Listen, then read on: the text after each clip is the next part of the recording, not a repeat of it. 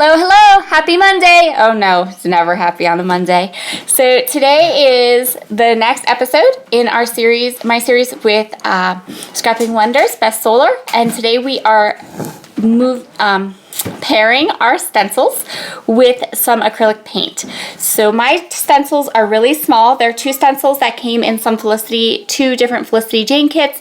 They're two of my absolute favorite stencils. Super usable, super versatile. One is a polka dot and one is just a simple line.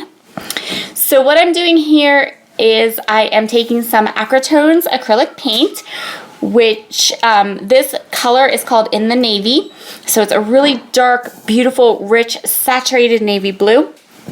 And I'm going to go ahead and put my paint through my stencil. Now I'm doing something a little bit different today.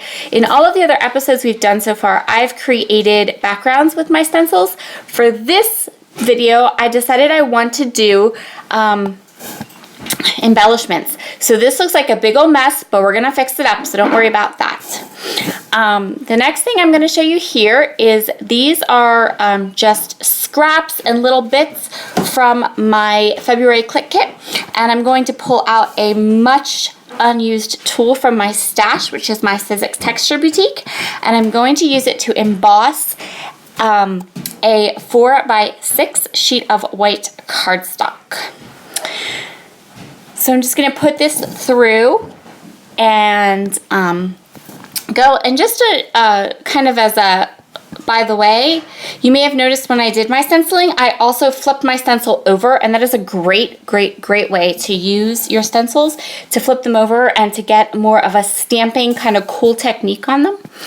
And now I am going to, so I hit that embossed piece of paper with some chipped sapphire distress ink, and now I am just punching circles. Circles, circles, circles, lots and lots of circles with that stenciled paper. See, I told you it looked a big mess, but we're gonna make it look awesome. So I've decided to use a pattern paper background for this layout. It's this really kind of cool graphic, black and white polka dot. It is also from the Hazelwood collection. And I believe this sheet of paper was in my Click Kit. I had some previously purchased Hazelwood collection elements, and I just threw them all in with my Click Kit for this month. So some of it, but most of it is from the Click Kit. There was more, you know, I didn't have a ton of leftovers or a ton of product I purchased from the Hazelwood collection. So here we have, I am just inking all of these random bits and strips with my chipped sapphire distress ink, and I am adding them to this layered piece beside my embossed paper. And so that is going to be the home for my title, and I'm just going to go ahead and layer all these up and add both these pieces to my layout. I'm going to fidget with them a bit, apparently. Fidget, fidget, fidget. Figure out where I want them, how I want them to be. Okay, done fidgeting. And now I'm going to go ahead and add some banner pieces to the top of this layout. As you can see, I have both of my center pieces of my layout down, both my photos, and I added a couple of strips also to the left side, but that's going to... I also have some plans for some die cuts, and we're going to fill that area in. So if it's looking a little bit off-centered, it will be fine by the end. So this is a branding strip, and I'm just going to use more of these bits and pieces and scraps from this collection to create these banners at the top. And then I'm going to start to kind of think about where I want my circles to go. So I want to kind of space them out around my layout. I want to put some in here to interact and kind of connect that embossed piece where my title is going to be with my photos, and there's a little bit of dead space at the photos that I'm going to use to kind of overlap. I'm going to put a couple up here and tuck them in at the top of this embossed piece, and then I'm also going to add some to the area over the banner pieces. And then this tag is from one of the cut apart sheets, and I'm going to use it as part of my title. So, and you'll see how that works out as I start to put my title down, but I want to make sure that I save space for that I don't cover up the area I wanted to use that tag for. So I went ahead and grabbed it and punched a hole, and I'm going to add some twine to it in a little bit. So here I am just deciding, I have a lot of where I want my circles to go, and now before I started this layout, I picked out just two die cuts from the die cut pack, and then I also grabbed this branding strip that has all these words, and I'm going to cut apart the branding strip so I just have the words, and I'm going to add the words around the layout as well as the 2 die cuts that I had previously chosen. This is the second die cut, which is this little heart that has the gingham print on it, and then the other one is that house. And then as you can see here, I'm just going down through the layout. I'm adding the strips with the words from the branding strip, and here you can see I left this in so you can see how I did that. I just cut the word from the branding strip, and then I'm just adding it to the different spots on my layout.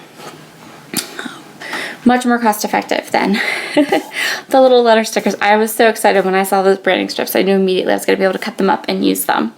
So here is this lovely twine, and I'm just going to put it through my tag and add some of my Scotch Quick Dry adhesive and kind of put these little swirls into my twine. I think I've done this. I do this on, well, if I have a tag and it has a hole and there is black and white anywhere on my layout, it almost always is going to get this black and white twine.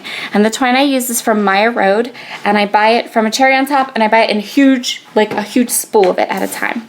So here is my title. I used some Gather thickers. They're black foam thickers, my favorite kind of thickers. And as you can see, I placed it so that the title is Playtime with His Biggest Fan, which is the bottom of the tag. And now I'm just adding some foam dots to lift up some of the pieces, and I'm just looking at spots that need filled now, just a little bit of spots, a couple spaces that look a little odd that need some extra love or a lot of extra circle. And now I'm going to go ahead and work with my journaling. So for this particular layout, I decided I wanted to type up my journaling.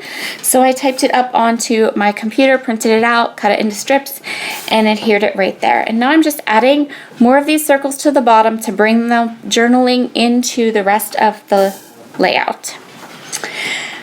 And now you can see here I have 5 of those circles left over. Whoop whoop! So I've got a couple extra embellishments for another layout that go with that collection really well. And now I'm going to go ahead and grab these enamel dots. So I am pretty thrifty about my embellishments, things like die cuts and using all the little bits. The only thing I will say that I do use a lot of on a lot of layouts and that I do buy a lot of are enamel shapes. I love them. They're like, I don't know, they're my treat. They're my candy. They're my my chocolate of my layout. And so I kind of tend to use them with wild abandon. But most other things, not so much. So this is our completed layout, ready to go. Those beautiful enamel dots added just the perfect pop of color. And that will end this episode of Stencil Play. So I hope you've enjoyed it. Be sure to check out Beth's video. I'll have a link to it below, and have a wonderful day. Bye!